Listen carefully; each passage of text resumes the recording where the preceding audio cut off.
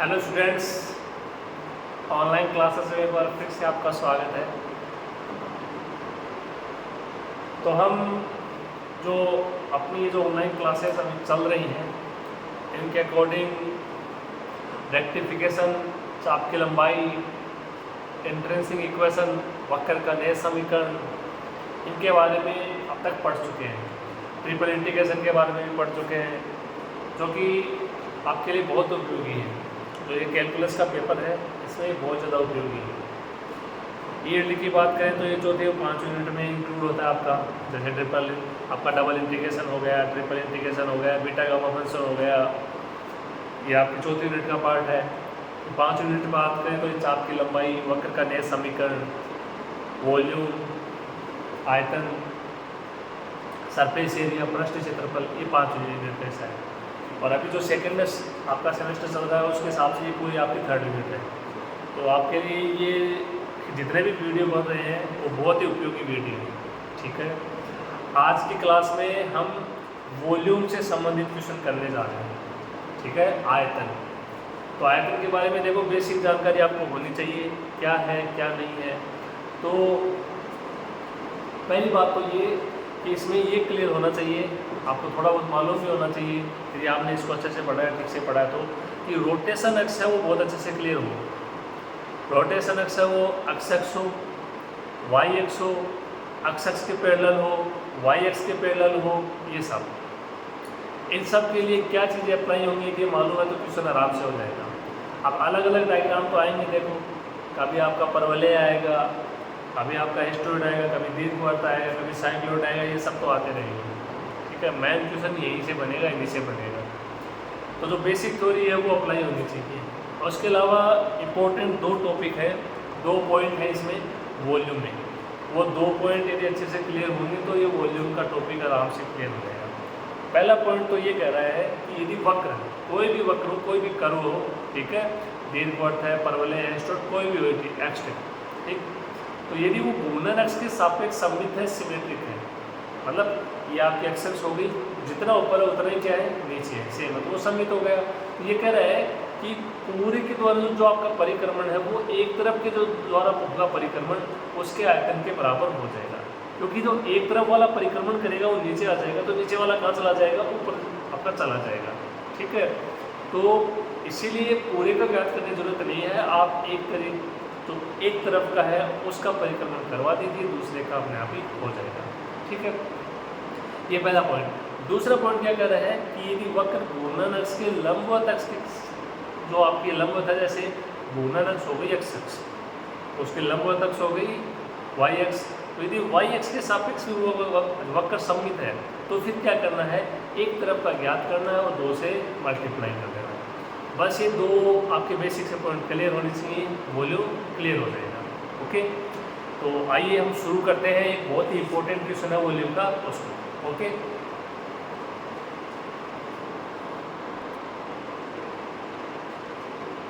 तो देखो ये क्या कर रहा है, एस्ट्रॉयड, एस्ट्रॉयड की इक्वेशन x की पावर 2/3 प्लस y की power 2/3 is equal to a की पावर 2/3, या x is equal to a cos cube t, y is equal to a sin cube t को x के सापेक्ष घुमाने से जनित तत्व रूपी ठोस का आयतन ज्ञात कीजिए। तो ये कौन से वक्र से रिलेटेड है, ये एस्ट्रॉयड से रिलेटेड है। एस्ट्रॉयड की इक्वेशन है वो 2 प्रकार से लिखी जा सकती है। एक तो ये आपका, हाँ ये इसको क्या बोलते हैं, कार्तीय रूप, कार्टेशियन फॉर्म, x की पावर 2/3 प्लस y की power 2/3 is equal to a की पावर 2/3, ठीक है। एक तो ये हो जाएगा। दूसरा देखो क्या कर रहा है, x का मान है a cos cube t, y का मान है a sin क्यूब t। ये x और y के मान आप इसमें रखोगे तो ये सेटिस्फाई होगा, a की पावर 2/3 आएगा। ये हम पहले भी कर चुके हैं, वक्र के नए समीकरण जो चाप की लंबाई उनमें कहीं ना कहीं अपन ये पढ़ चुके हैं, ठीक है। तो ये स्टूडेंट की जो आपका डायग्राम होता है वो मालूम होना चाहिए, क्या डायग्राम होता है। आप इनको रख के भी देख सकते हो, ये a की पावर 2/3 आएगा, इसकी जगह रख लो, y की जगह रख लो, ठीक है। तो देखो x की जगह रखते हो a cos cube t, a की पावर 2/3 हो जाएगा, cos क्यूब t की पावर 2/3 तो ये cos स्क्वायर t हो जाएगा। यहाँ से हम तो y इसकी जगह रखोगे तो यहाँ भी a की पावर 2/3, a की पावर 2/3 कॉमन आ जाएगा, और ये साइन क्यूब टी की पावर 2/, ये आपकी 2/3 कितना हो जाएगा, साइन स्क्वायर टी। दोनों से ए की पावर 2/3 कॉमन आ जाएगा, क्या बचेगा, cos square T plus sine square T, और वो क्या हो जाएगा, 1 हो जाएगा। ठीक है, तो मान ही आ जाएगा। अंतर क्या है, अंतर ये है कि ये आपकी कार्टेशियन फॉर्म है, ये पैरामेट्रिक फॉर्म है। इसको कार्तीय एक फॉर्म बोलते हैं, रूप बोलते हैं, ये प्राचलिक रूप है।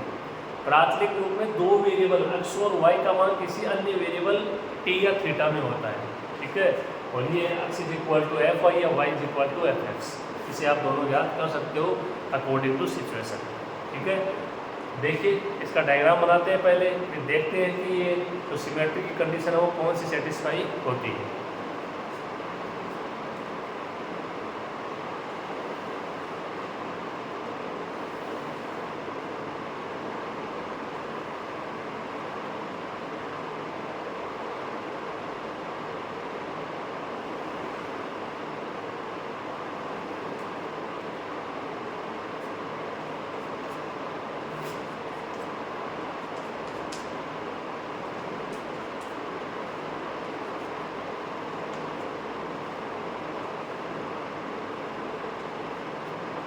ये आपका स्टूडेंट हो गया ABCDA।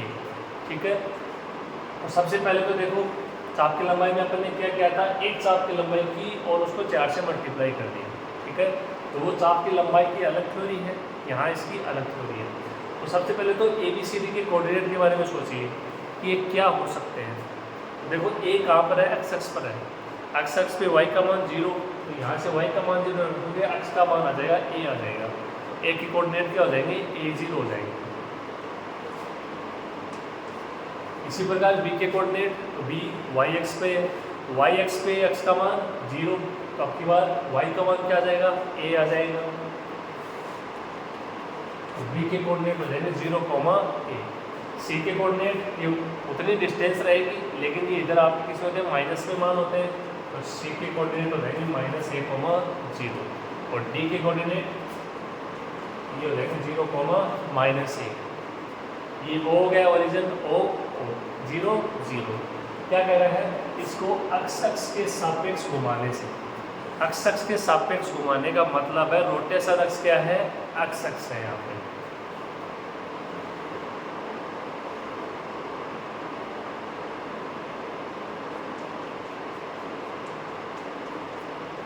ये आपके रोटेशन को दर्शा देगा, ये अक्ष के सापेक्ष घूम रहा है, ऊपर y अक्ष होगी तो उसके सापेक्ष ऐसे घूम जाएगा।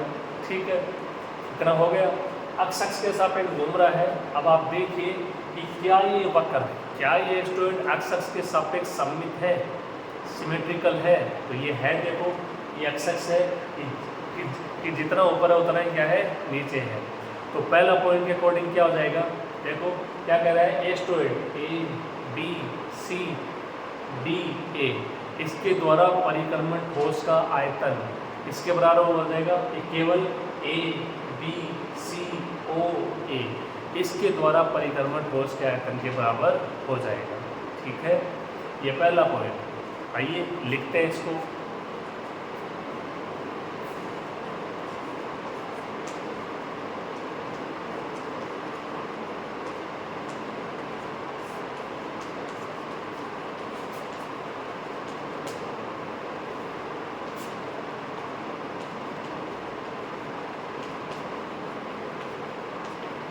ये आपके स्टूडेंट का समीकरण, x की पावर 2/3 प्लस y की पावर 2/3 = a की पावर 2/3। अब इसे जो भी मान हो ज्ञात करना होगा वो अपन इससे ज्ञात कर लेंगे। ओके, देखो आगे।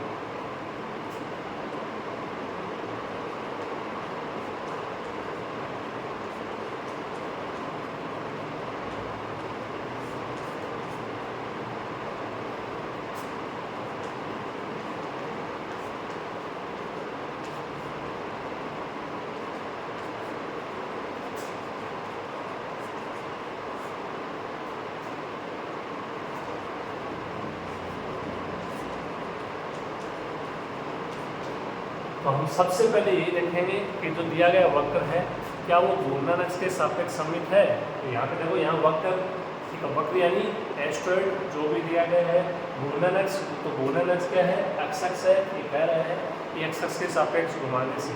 तो एक्स अक्ष यहाँ पे जो वक्र है वो घूर्णन अक्ष के सापेक्ष क्या है, सममित है। ये अपन ने देख लिया, आराम से दिख रहा है इसमें साफ साफ। तो पहला पॉइंट अप्लाई हो जाएगा इसमें।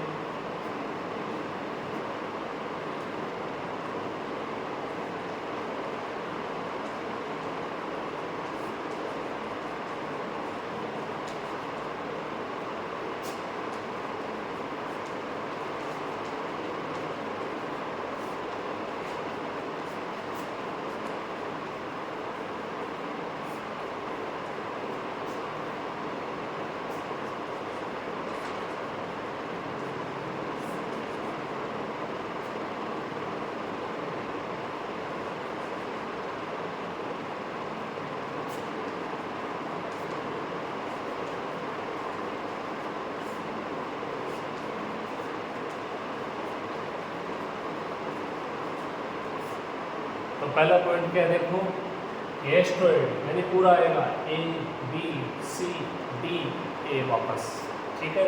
इस एस्ट्रॉइड द्वारा परिक्रमण ठोस का आयतन भी आपको ज्ञात करना है पूरे का, ये किसके बराबर हो जाएगा, क्षेत्रफल ए बी सी ओ ए, यानी केवल ऊपर वाला लिया है, ठीक है।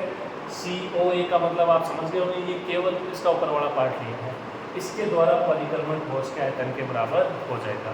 यानी इसको आसान बना रहे अपन, जैसे चाप की लंबाई में एक चाप को आप याद कर रहे थे और उसको 4 से मल्टीप्लाई कर रहे थे, उस हिसाब से यहाँ पे इसको डिफाइन किया गया है।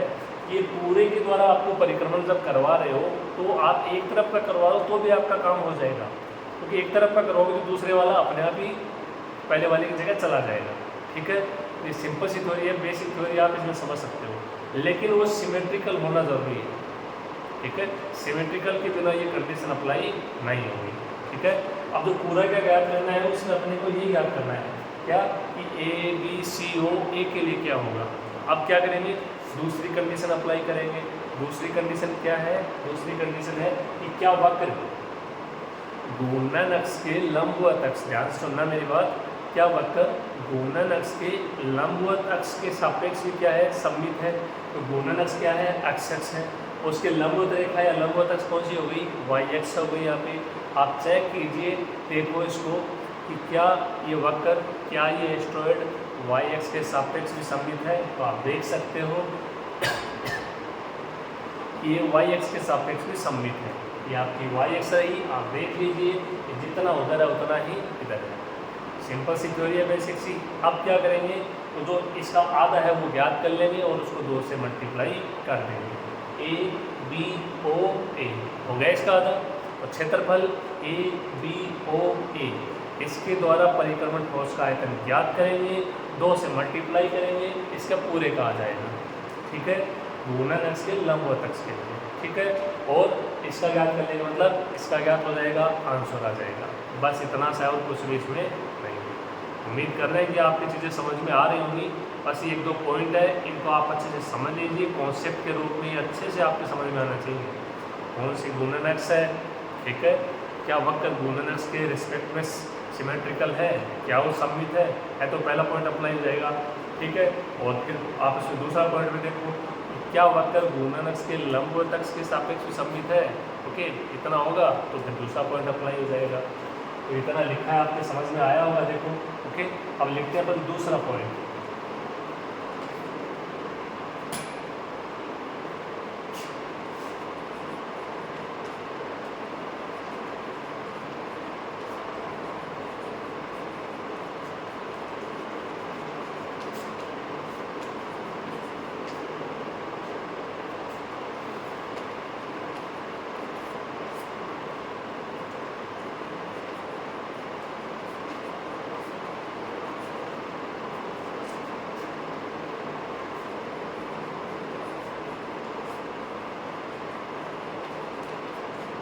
वक्र हो घूर्णन अक्ष के लंबवत अक्ष, तो घूर्णन अक्ष कौन सी होगी, एक्स अक्ष, और उसके लंबवत अक्ष यानी वाई अक्ष। वाई अक्ष के सापेक्ष भी क्या है, सममित है, ठीक है। देख लिया, तो इसमें दोनों पॉइंट अप्लाई हो जाएंगे। तो अब हम इसको याद करेंगे कि क्षेत्रफल ए बी सी ओ ए द्वारा परिक्रमण ठोस का आयतन क्या होगा, तो वो पूरे के बराबर हो जाएगा, आंसर आ जाएगा, ठीक है। बहुत ही अच्छा क्वेश्चन है ये एग्जाम के लिए। तो वॉल्यूम की बेसिक सी थ्योरी है वो मालूम होनी चाहिए, ठीक है, और तो बाकी यहाँ पे होना ही है, ठीक है। जो भी स्टूडेंट के बारे में जानकारी आपको पहले बताइए उसके बारे में मालूम होना चाहिए, उसके बगैर तो काम नहीं होगा। देखो ओके, आप यहाँ पे नोट करो, फिर हम इसे पूरा करते हैं।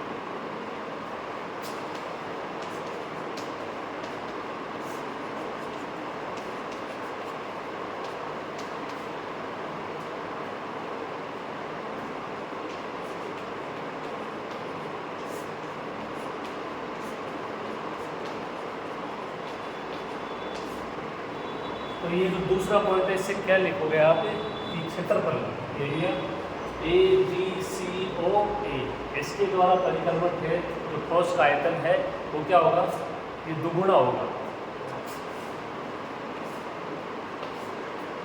इसको थोड़ा सही लिख लेना, ये क्या होगा 2 इंटू क्षेत्रफल, ये हो जाएगा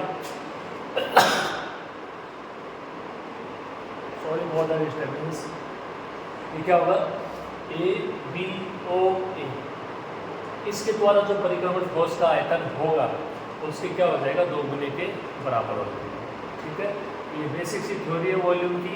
ये हर क्वेश्चन में आयतन का कोई भी क्वेश्चन हो आपको देखना पड़ेगा कि क्या कोई क्वेश्चन में पहले का पॉइंट अप्लाई हो रहा है, क्या दूसरा अप्लाई हो रहा है, या दोनों अप्लाई हो रहे हैं, ये आपको खुद को डिसाइड करना पड़ेगा और जो आपको बताया उसी के अकॉर्डिंग ही होगा, ठीक है।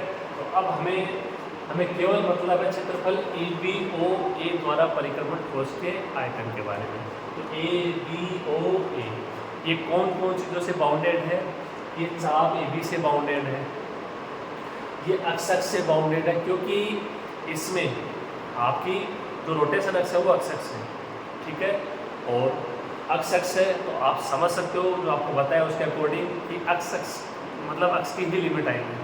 अक्ष की लिमिट क्या हो जाएगी 0 से A हो जाएगी और फॉर्मूला अप्लाई हो जाएगा, आयतन आ जाएगा, ठीक है। देखो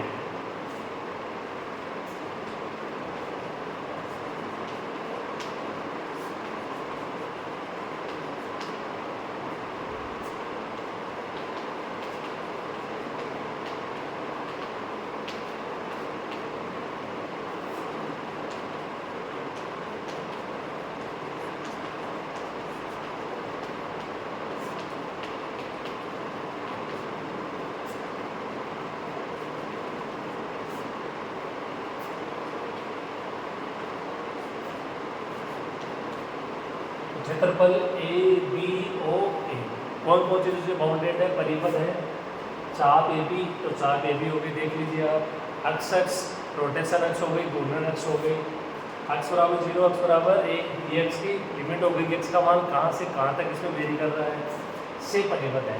तब अभिष्ट आयतन तो क्या हो जाएगा, देखो अभिष्ट आयतन को आप 2 से मल्टीप्लाई कर रहे हो, ABO के लिए अक्ष की लिमिट क्या हो जाएगी 0 से A हो जाएगी, ठीक है।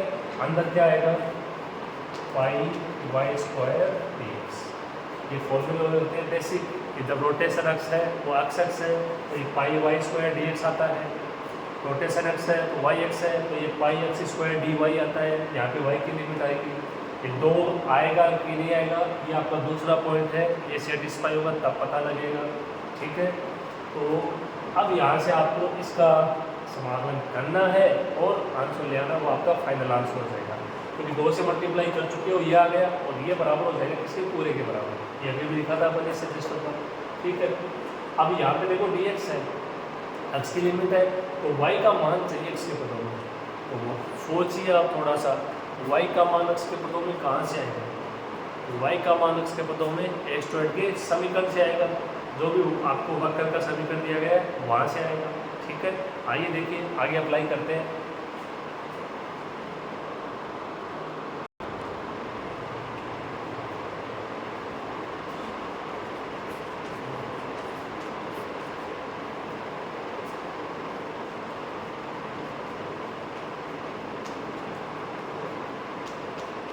तो ये समीकरण एक आपकी ए स्क्वायर का समीकरण है, एक्स की पावर 2/3 प्लस वाई की पावर 2/3 इज इक्वल टू ए की पावर 2/3।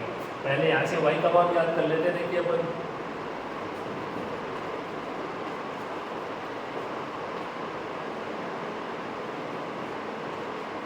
तो यहाँ से y की पावर 2/3 का मान कितना हो जाएगा? ए की पावर 2/3 और ये उधर जाके माइनस एक्स की पावर 2/3। अब आपको देखो वाई स्क्वायर का मान चाहिए, तो ये y की पावर 2/3 से अपन वाई स्क्वायर ज्ञात कर सकते हैं। सोचिए कैसे, इसकी घात 1/3 हटानी है बस, और तो बाकी हो जाएगा, वाई स्क्वायर बच जाएगा। 1/3 घात वो हटेगी कब? सिंपल सी बात है, क्यूब करनी पड़ेगी दोनों तरफ क्यूब करते ही वाई स्क्वायर का मान बच जाएगा। तो वाई स्क्वायर का मान क्या होगा?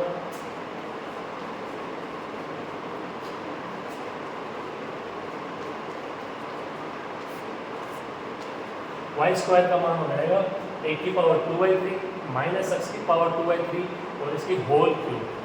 ठीक है, यहाँ क्यूब करते ही 1/3 हट जाएगा, वाई स्क्वायर बचेगा। अब ये वाई स्क्वायर का मान एक्स के पदों में है, इसको अप्लाई करेंगे और देखेंगे कि समाकलन कैसे होता है, फाइनल आंसर आ जाएगा।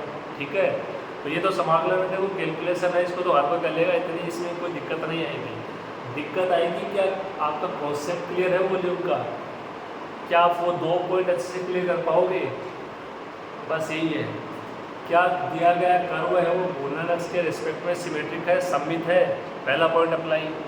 क्या दिया गया वक्र घूर्णन अक्ष के लंबवत अक्ष के भी सममित है, तो इसका मतलब दूसरा भी अप्लाई। उसके आधे को ज्ञात करो, 2 से मल्टीप्लाई करो। और यदि वक्र केवल घूर्णन अक्ष के आप सममित है तो पूरे का ज्ञात नहीं करना है, एक तरफ का ज्ञात कर दो, आंसर आ जाएगा। और उसके लंबवत अक्ष के भी है तो फिर जो ऊपर वाला ज्ञात करना है उसका भी आधा कर दो और उसको 2 से मल्टीप्लाई कर दो। बस ये थ्योरी यदि आपके दिमाग में बैठ गई तो आपका आयतन का क्वेश्चन किसी भी हालत में गलत नहीं होगा। अब ये देखो अलग अलग तो आएंगे, कभी दीर्घवृत्त आएगा, कभी पैरा ठीक है आपका परवलय आएगा, कभी एस्ट्रॉयड आएगा, कभी साइक्लॉयड आएगा, कभी ट्रैक ट्रे आएगा, कभी सिसॉयड आएगा, कभी कोई लूप आ जाएगा, कभी कोई और वक्र आ जाएगा। कुछ भी आए उससे कोई फर्क नहीं पड़ता है। ठीक है, हाँ थोड़ी सी बेसिक जानकारी होनी चाहिए, उसके बाद आप देखिए। आप देखो डायग्राम तो आपको होना चाहिए मालूम। यदि यहाँ से एस्ट्रॉयड का ये जो डायग्राम है इसके बारे में नहीं पता होता तो पता कैसे लगाते हैं ये सममित है या नहीं? बेसिक जानकारी तो होनी चाहिए। ओके, आप यहाँ तक नोट कीजिए इसे।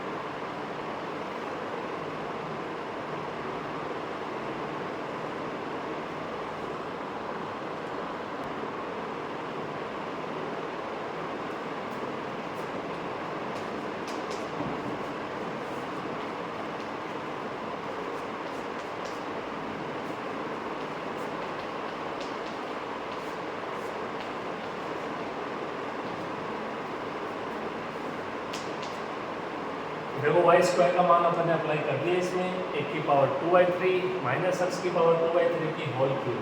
ठीक है, पाई कांस्टेंट है। उसके बाद देखते हैं कि इसका इंटीग्रेशन कैसे होता है।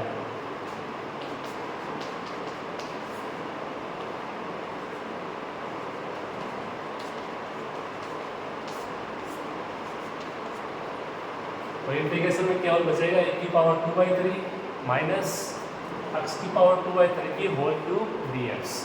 अब ऐसे इंटीग्रेशन में देखो, यदि आपने बीटा और गामा फंक्शन पढ़ा है तो आप आराम से इसमें देख लोगे कि क्योंकि वहाँ पे अपन ने किए हैं इनको, लेकिन नहीं भी किए तो भी आप एक बार समझ लो, थोड़ा सा आसानी से समझ में आ जाएगा कि होगा कैसे।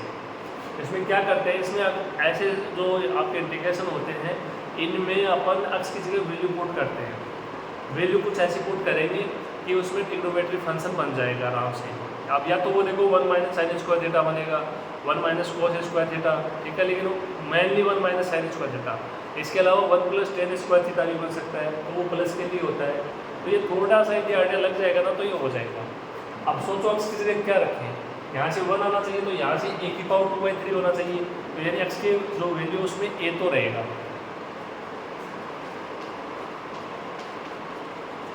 ठीक है। अब साइन आएगा, लेकिन क्या अकेला साइन थीटा होगा या साइन थीटा की पावर कितनी होगी, ये सवाल है। तो साइन स्क्वायर थीटा के लिए देखो 1/3 है, तो यदि साइन क्यूब थीटा अपन ले लें तो क्यूब 1/3 से कैंसिल हो जाएगा और साइन स्क्वायर थीटा बच जाएगा। इतना होते ही आप इस क्वेश्चन को कर जाओगे।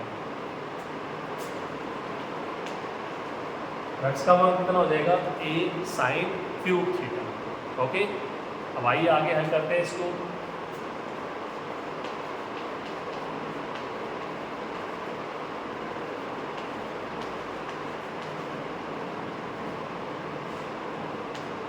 dx का मान कितना हो जाएगा, ये तो ऐसे कैसे साइन क्यूब थीटा गया, आपका डिफरेंशियल क्या हो जाएगा 3 साइन स्क्वायर थीटा और फिर साइन थीटा का कोस थीटा d थीटा, ठीक। अब इनको लिमिट को चेक कर लेते हैं।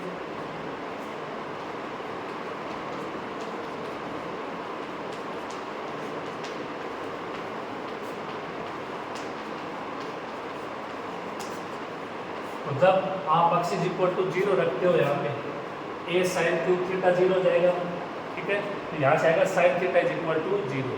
आप खुद सोच सकते हैं साइन में 0 कहाँ पे होता है, 0 पे होता है, तो थीटा का मान 0। दूसरा चेक करते हैं।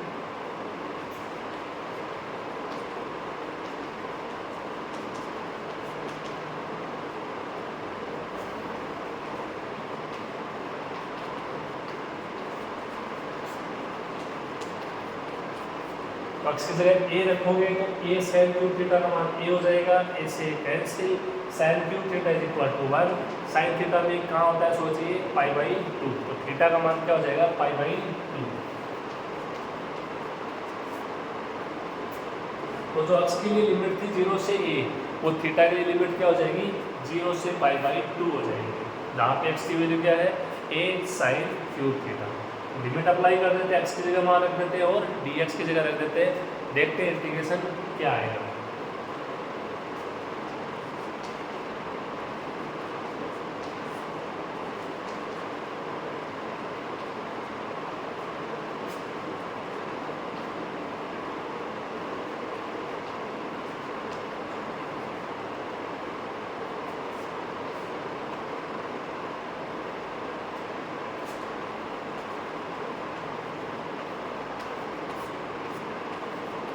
देखिए चेक कीजिए आप इसको, क्या मैंने सही वैल्यू रखी है, कोई मिस्टेक तो नहीं हो गई।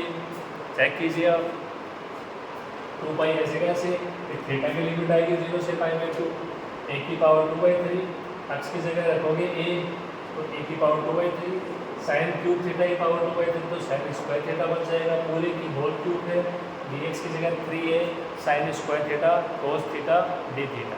ओके, आइए इसे कैलकुलेट कर लेते हैं। अब देखो यहाँ से कॉमन आएगा a की पावर 2/3, a की पावर 2/3 की होल क्यूब है, 1/3 a स्क्वायर बचेगा, a square into a cube हो जाएगा, तो ये बाहर आ जाएगा और ये आपका 3 भी है, तो ये कितना हो जाएगा टोटल, ये हो जाएगा 6π/a³। कॉन्स्टेंट राशि सारी बाहर।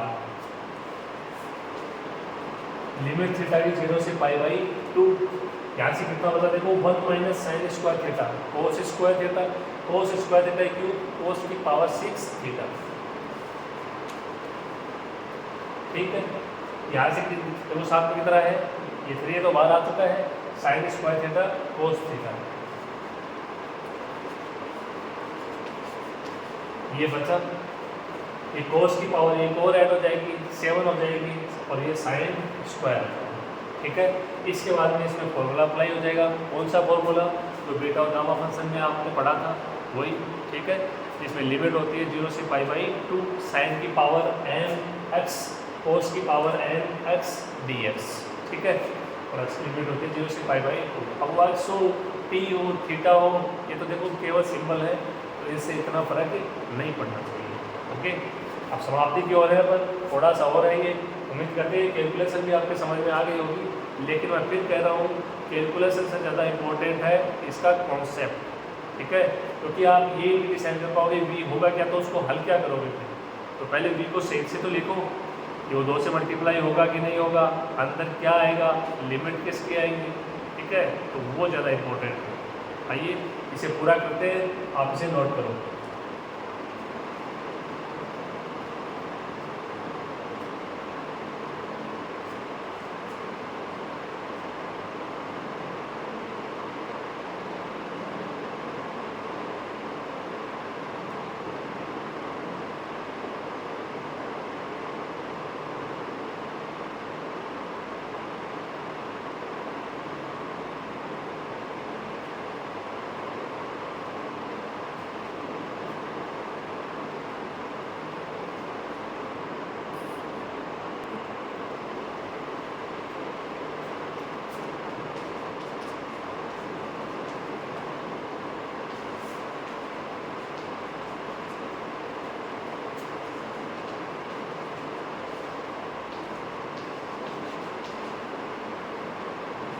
सिक्स पाई ए क्यूब ये बाहर चला जाएगा, ये आपका वॉल्यूम का मान होगा।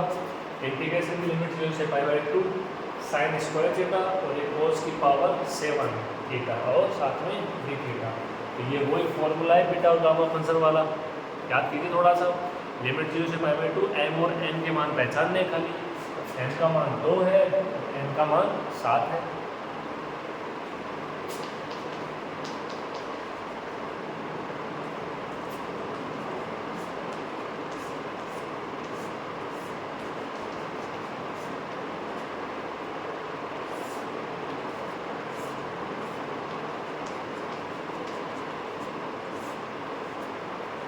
क्या हो जाएगा मान, हो जाएगा गामा n+1/2, m का मान 2 है, ये 2 हो गया। आगे होता है गामा n+1/2, n का मान 7 है, तो 7+1/2। और नीचे क्या होता है 2 गामा n यानी 2 + n यानी 7 + 2/2, होता है 2 गामा n + n + 2/2। ठीक है, ये अंडर रूट नहीं है, गामा है, ध्यान से। ये 2 से 6 कैंसिल हो जाएगा, 3 बच जाएगा।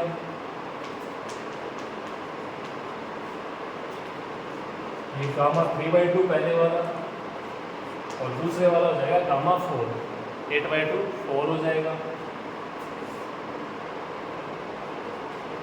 और नीचे वाला हो जाएगा गामा 11/2, 7 9 11/2। इसको और हल करते हैं।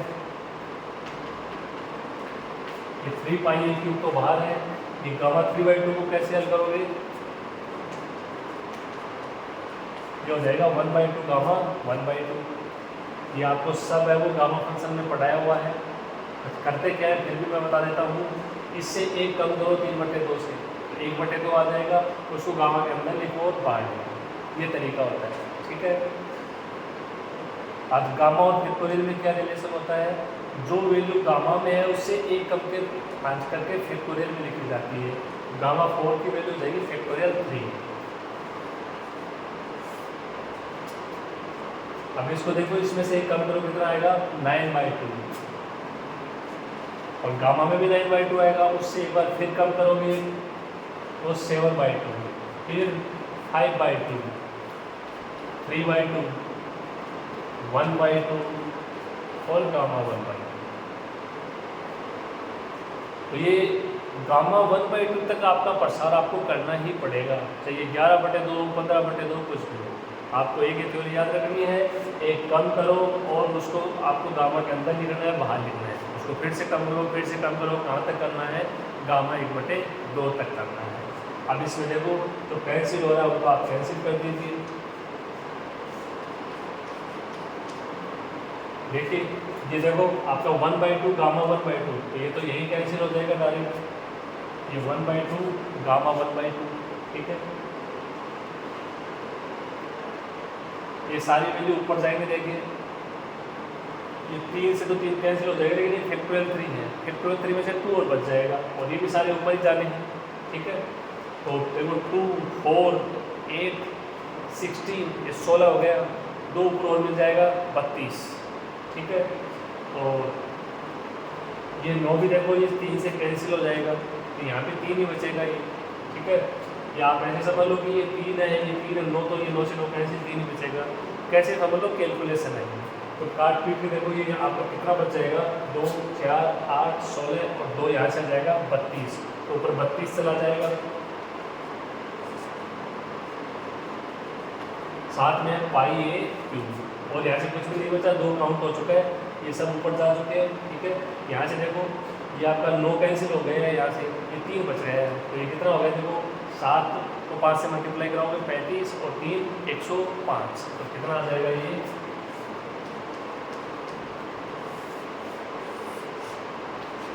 ये आपका फाइनल आंसर हो जाएगा 32 pi a cube by 105, 32 pi a cube by 105। तो ये इस क्वेश्चन का फाइनल आंसर होगा। बहुत ही अच्छा क्वेश्चन है ये एग्जाम के लिए, स्टूडेंट से रिलेटेड है, वॉल्यूम से रिलेटेड है, ठीक है, आ सकता है एग्जाम में। इसके अलावा कोई और भी क्वेश्चन आता है तो भी आपको घबराना नहीं है, सेम इसी कॉन्सेप्ट पे होगा। थोड़ी बहुत कैलकुलेशन तो अलग मिलेगी, थोड़ा बहुत डायग्राम तो अलग मिलेगा, ये तो इसमें कोई इतनी परेशानी नहीं होनी चाहिए यदि आपको कॉन्सेप्ट अच्छे से क्लियर है तो। ओके, आप इसे कंप्लीट कीजिए।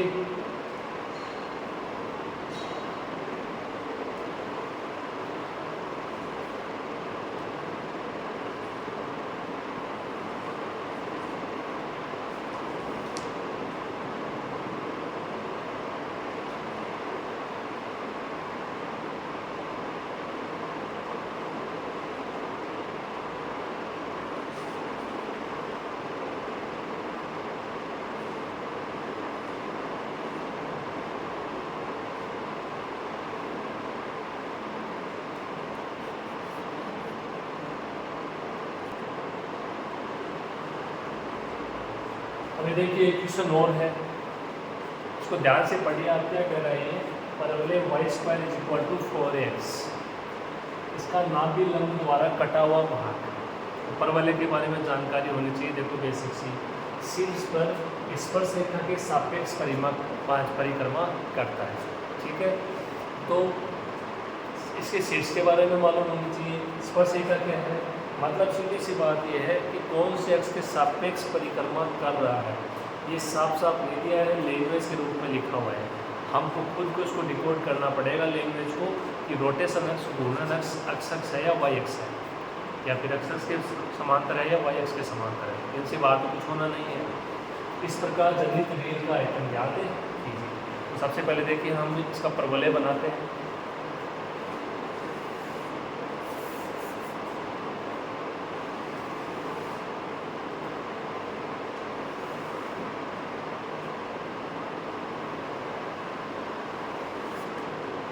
ये आपका परवलय हो गया y² = 4x।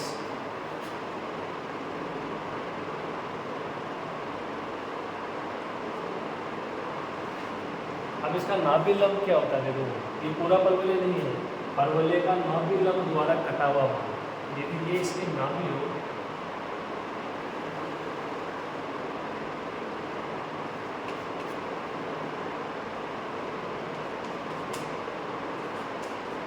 ये इसके नाभि हो, तो ये इसका क्या हो जाएगा, नाभि लंब हो जाएगा। एल एंड एस को क्या बोलेंगे, नाभि लंब। एक को आप इसकी नाभि बोल सकते हो, नाभि पर लंब, नाभि लंब। तो नाभि लंब द्वारा कटा हुआ भाग कौन सा हो गया, N O and S A L, ठीक है। इसका परिक्रमण करवाना है, कौन सी इसके साथ इस करवाना है, देखिए शीर्ष पर, शीर्ष क्या हो जाएगा, ओ स्पर्श रेखा के सापेक्ष, तो शीर्ष पर स्पर्श रेखा क्या हो जाएगी, ये हो जाएगी, यानी वाई अक्ष के सापेक्ष क्या करवाना है, परिक्रमण करवाना है। घूर्णन अक्ष क्या होगी, यहाँ पे वाई अक्ष होगी।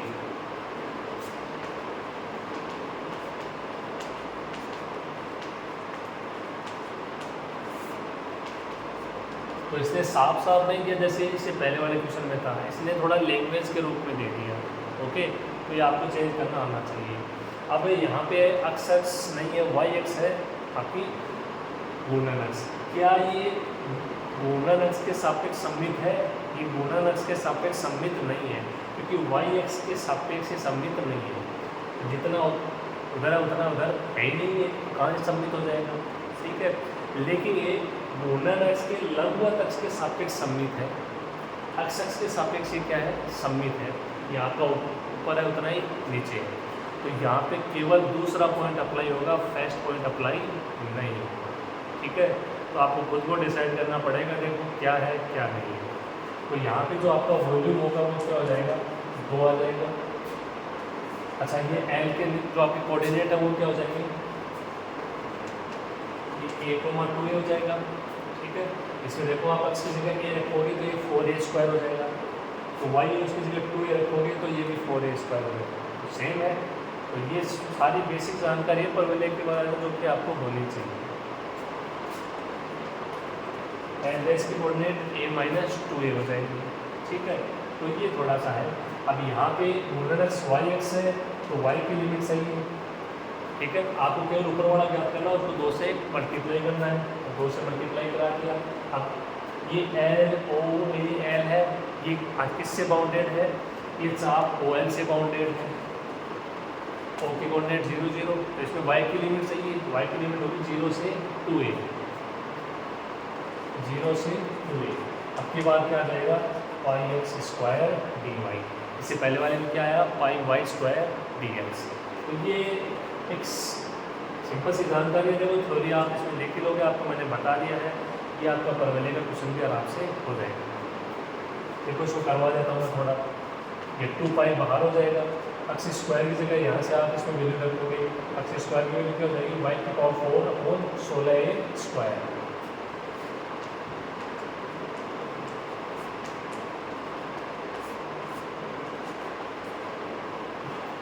और डी वाई है तो वाई के पदों में मान चाहिए, तो अक्ष स्क्वायर का मान यहाँ से रख दिया, वाई की पावर 4/16a², ये 16a² बाहर आ जाएगा।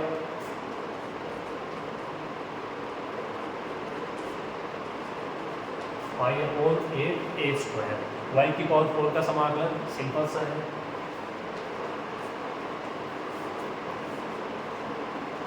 वाई की पावर 5/5, 0 से 2a, नीचे वाली लिमिट अप्लाई करोगे 0 होगा, ऊपर वाली लिमिट वाई की जगह 2a आएगा। ये 5 को बाहर ले लीजिए, ये हो जाएगा पाई 40a², ये y की जगह कितना लिखोगे 2a की पावर 5, और नीचे वाली लिमिट में क्या हो जाएगा 0, 2 की पावर 5 कितना हो जाएगा 32 हो जाएगा, और ये 32 और 40 कैंसिल हो जाएंगे 8 से, ये 4/5 बच जाएगा। a की पावर 5 का a² तो ये क्यूब हो जाएगा। फाइनल आंसर क्या हो जाएगा इसका,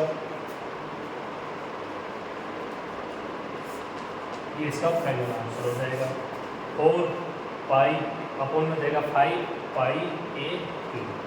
देख लीजिए आप इसमें नाम मात्र की कैलकुलेशन है, नाम मात्र, ठीक है। सबसे पहले आपको ये पता होना चाहिए कि परवलय किधर बनेगा, ठीक है, इतना हो जाएगा। उसके बाद इसके नाभि लंब द्वारा कटा हुआ भाग, तो इसे नाभि लंब के बारे में जानकारी होनी चाहिए। अब अपने को ये पता होना चाहिए कि इसमें जो परिक्रमण करवाना है कि कौन से भाग का करवाना है, क्या पूरे परवलय का करवाना है, नहीं, नाभि लंब द्वारा कटे हुए भाग का। तो एल ओ ए से एल का कराना है, ये किसके बराबर हो जाएगा, ये दुगुना हो जाएगा किसका, एल ओ ए एल, क्योंकि पहला पॉइंट तो अप्लाई होगा नहीं। पहला पॉइंट क्या बोलता है, घूर्णन अक्ष के सापेक्ष सममित है ही नहीं है, ये तो इधर होता उतना ही होता है, ठीक है। वही ये इधर बना हुआ है, अगर ऐसा इधर बना होता तब होता ना, ऐसा तो है नहीं, पहला पॉइंट कैंसिल। दूसरा पॉइंट घूर्णन अक्ष के लंबवत अक्ष, यानी अक्ष के सापेक्ष क्या है, सममित है, अक्ष के सापेक्ष सममित है, ये ऊपर है होता है नीचे है। क्या करेंगे, दूसरा पॉइंट आधा ज्ञात कर लो, 2 से मल्टीप्लाई करवा दो, वाई एक्स है तो ये पाई x² dy आ जाएगा, ये फॉर्मूले आपको सब बताए हुए हैं, ठीक। और इसमें अक्ष स्क्वायर का मान अप्लाई कर दिया। अब की बार लिमिट से ये y की, तो ये एल ओ ए एल है, इसमें देख लो y की लिमिट कहाँ से कहाँ तक है, 0 से 2a तक है, क्या आ गया 0 से 2a, समाकलन कर दिया, सिंपल सा है, आंसर आ जाएगा, ठीक है। इसको थोड़ा अगर आप इसके रोटेशन को दर्शाना चाहो,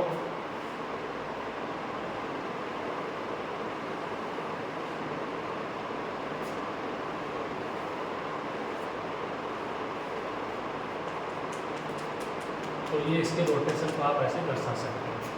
अब ये मत समझ में कि ये सममित है, ये रोटेशन को दर्शा रहा है। जब आप इसको घुमाओगे तो ये इधर आ जाएगा, ये इधर चला जाएगा। मतलब जब आप इसको घुमाओगे तो ये इधर आ जाएगा, उसकी स्थिति है। सम्मित होने की कंडीशन नहीं है, ये केवल रोटेशन होने के लिए मैंने इसको ऐसे दर्शा दिया। तो उम्मीद करते हैं कि आज की क्लास में जो अपना आयतन से रिलेटेड क्वेश्चन हुए हैं, ये 2 क्वेश्चन है और ये मैंने लगभग दोनों करा दिए हैं। और भी क्वेश्चन हो तो आप उनको देखिएगा, चाहे वो आपका दीर्घों से रिलेटेड हो, चाहे वो और कोई आपका डायग्राम हो, कुछ भी हो, उससे रिलेटेड क्वेश्चन आपका सही होना चाहिए। ठीक है, क्योंकि जो इसकी बेसिक जानकारी है, जो इसका बेसिक कॉन्सेप्ट है, वो आपका सेम टू सेम रहेगा, वॉल्यूम का इसमें कुछ भी चेंज नहीं होगा। ठीक है, उम्मीद करते हैं कि आज की क्लास में आपको बहुत कुछ समझ में आया होगा। वॉल्यूम क्या होता है, इसके कॉन्सेप्ट क्या है। इंटीग्रेशन तो करना पड़ेगा, देखो फॉर्मूला भी अप्लाई करना पड़ेगा, लेकिन उससे पहले इम्पोर्टेंट है कि क्या आप कॉन्सेप्ट समझ जाओगे। ठीक है, उम्मीद करते हैं समझ में आपके आया होगा। अच्छे से पढ़ना है इसको, अच्छे से मन लगा के। ओके, नेक्स्ट क्लास में फिर मिलेंगे। थैंक यू, धन्यवाद।